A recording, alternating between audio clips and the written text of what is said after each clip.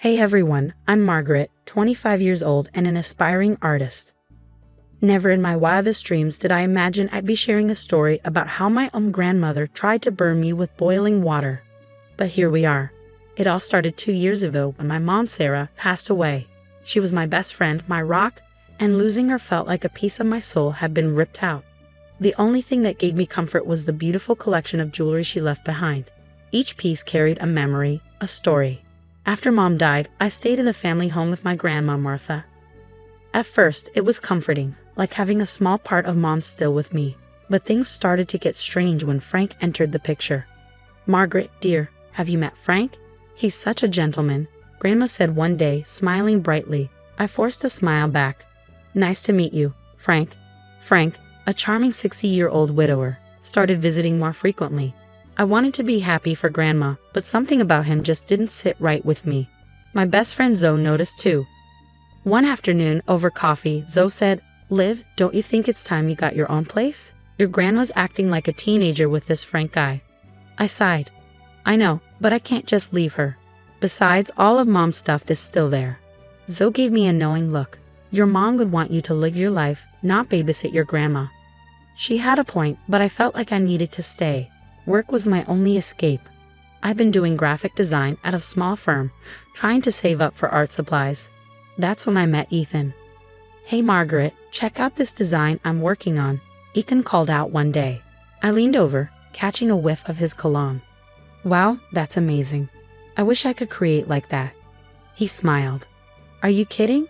Your work is incredible. You should really think about doing your own art full-time." I blushed a little flutter in my chest.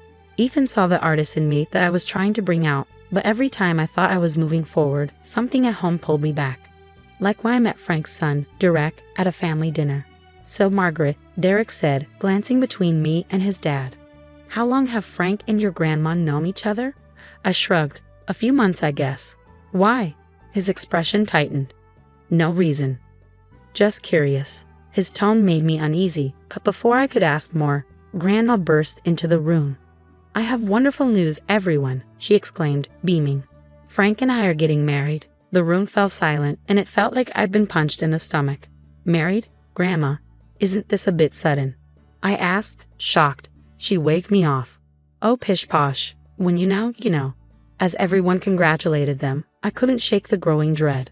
Something was very wrong, and I had no idea how bad it was about to get.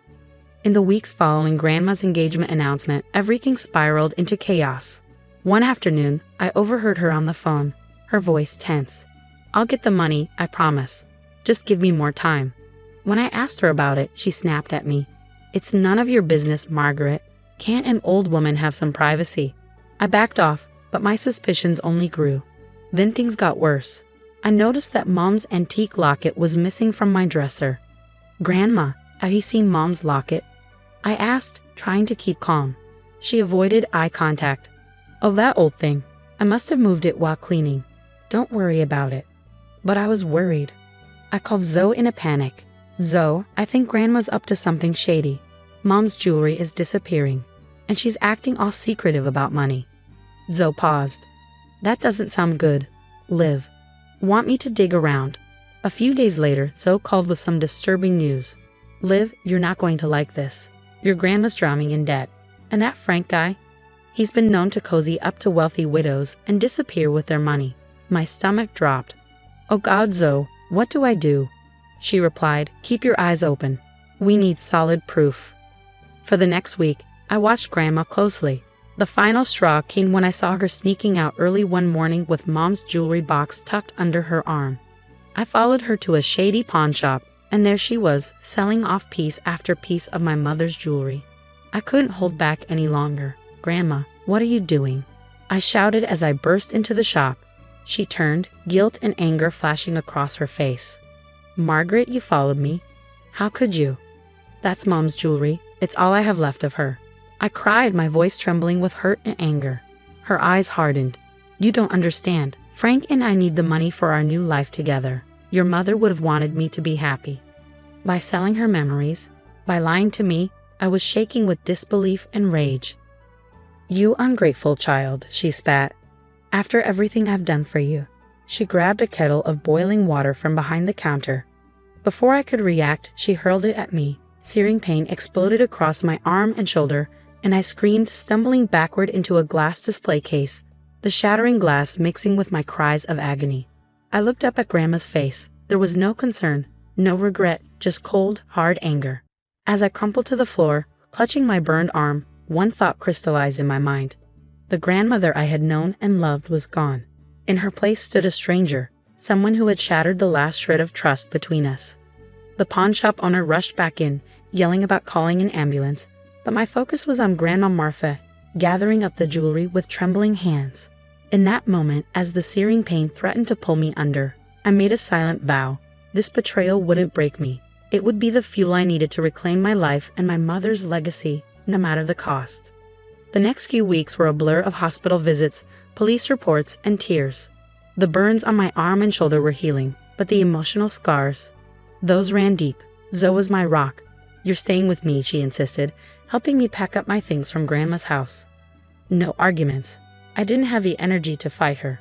As we loaded the last box into Zoe's car, Grandma Martha came out, her voice trembling. "Margaret, please, can we talk?" I couldn't even look at her. "There's nothing to talk about. You made your choice." A few days later, I got a surprising call from Derek, Frank's son. "Margaret, it's Derek. I heard what happened, and I'm so sorry. There's something you need to know about my dad." We met at a coffee shop, and Derek laid it all out. Frank had a history. Charming wealthy widows, draining their bank accounts and disappearing without a trace. Grandma Martha was just his latest target. "I've tried to stop him before," Derek said, his voice heavy with guilt. "But he always weasels out of it. Maybe this time, with your help, we can finally put an end to it." I hesitated. I'm not sure I can handle any more drama. But Zoe, ever the fighter, wasn't about to let it go. "We can't let them get away with this, Liv. We need a plan." Over the next week, we devised a scheme. Derek would play along with Frank's plan, pretending to help with the wedding, while we worked with the pawn shop owner to set up a sting operation. "I feel bad for ratting out your grandma," the pawn shop owner admitted when we approached him. "But what she did to you, that ain't right." As we fine-tuned the plan, Ethan was my steady support. He'd come over after work, bringing food and offering a shoulder to lean on. But I found myself pulling away. The fear of being hurt again was overwhelming. One night, as we sat on Zoe's couch, Ethan reached for my hand. I flinched. "Liv, talk to me," he said, his voice pleading. "What's going on in that head of yours?" I couldn't meet his eyes.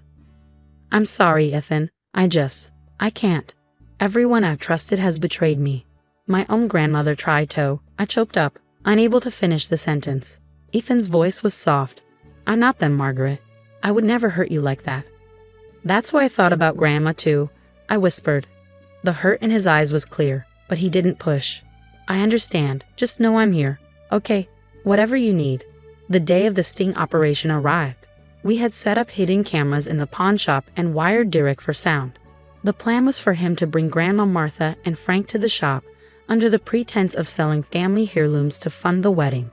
I watched from a distance as they entered the shop. Grandma clutched her purse tightly, and Frank's arm was draped around her shoulders.